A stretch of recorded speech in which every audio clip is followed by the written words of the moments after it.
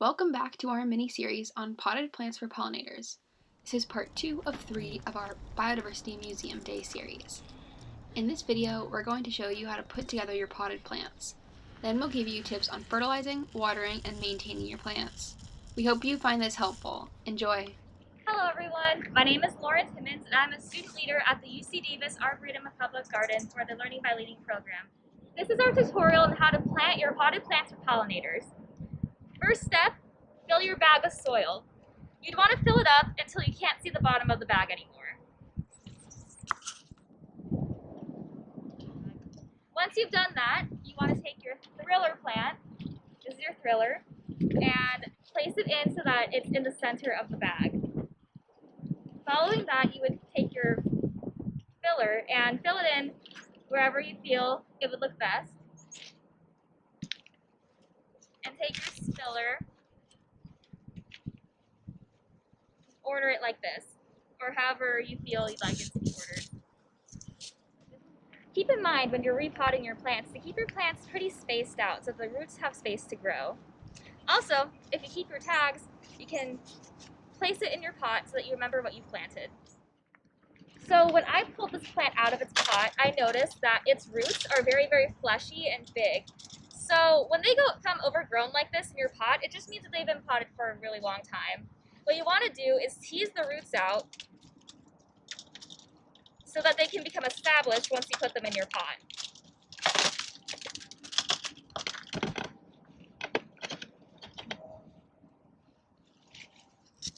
So your last step in repotting is to kind of compress the soil down.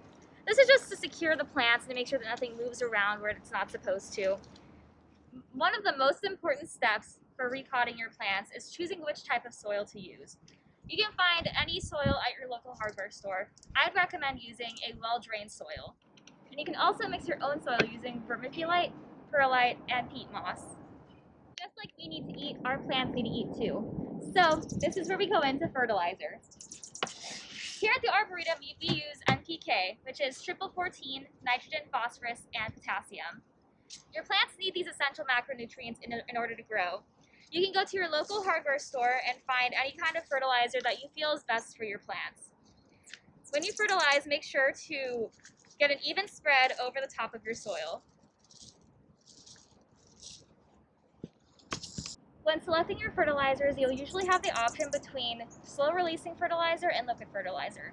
The difference is that liquid fertilizer gets your plants those nutrients that they need much faster, whereas slow-releasing fertilizer comes in typically powder or granular like this, and it'll release those nutrients over a long period of time. Here at the Arboretum, we usually use slow-releasing fertilizer. Hi, I'm Jaspreet Dillon, and I'm a student leader here at the UC Davis Arboretum Public Garden. And I'm here to talk to you about watering and pruning your new container garden. So now that you've repotted and fertilized your new plants, it's important to give it a really good, thorough watering. It's especially important after doing it when you first repot because the soil is especially dry, and you don't want that soil taking any water away from the plants itself. So I'll demonstrate what a good thorough watering looks like.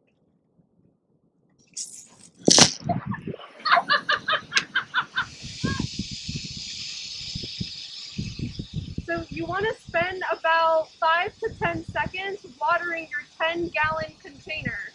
It's going to pool at the top initially. That's very normal when you first start watering. Just give it time to slowly drain throughout the container. Alright, so now that you have fully watered your container, I want to talk to you about symptoms of overwatering and underwatering your plants because you don't want to do either to your new container. If you are overwatering, you'll start seeing some browning and curling of the leaves, and that means that you are putting in too much water, and in those cases, it's best to just leave your container alone and let it dry out until it's ready for the next watering. So if you are underwatering your container, you will notice that the leaves start browning and it starts wilting. So it loses a lot of that turgid pressure that kind of keeps the plant upright and happy. It's definitely better to underwater your California native plants because they're going to be a lot more water stress tolerant than some of our ornamental species. Especially if it's the winter time, a lot of the rainfall that we get here in Davis will take care of the watering for you. That is not the same as in the summer. In the summer, it's very dry and hot, so you'll have to check your watering far more frequently and water your plants more consistently during those hotter days.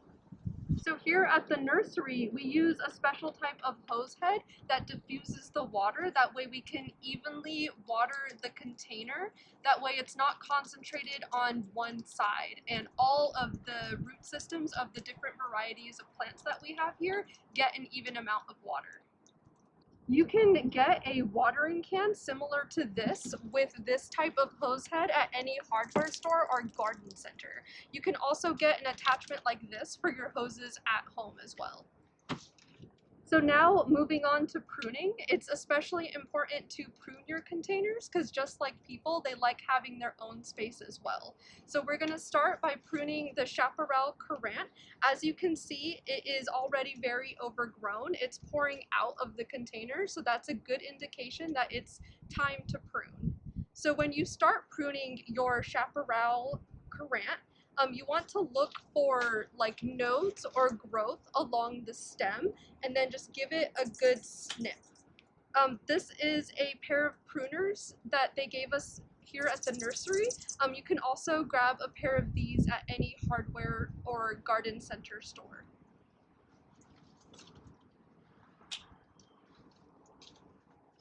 So for other species that don't grow, like the Chaparral Currant, you'll see some browning leaves at the bottom base of your plant, and those you can just pull right off. For other species like our blue-eyed grass here, it's best to leave them alone, but if you have a species that goes dormant, once it goes dormant, it's good to just snip it at the base and gives them a chance to resprout. Alright, now that you know how to assemble your own potted plants for pollinators, look out for updates on our plant sales to get started. We can help you choose which plants are best for your space. In our next video, we will also cover some potted plant choices and other ways to get creative with your container garden. See you in the next video!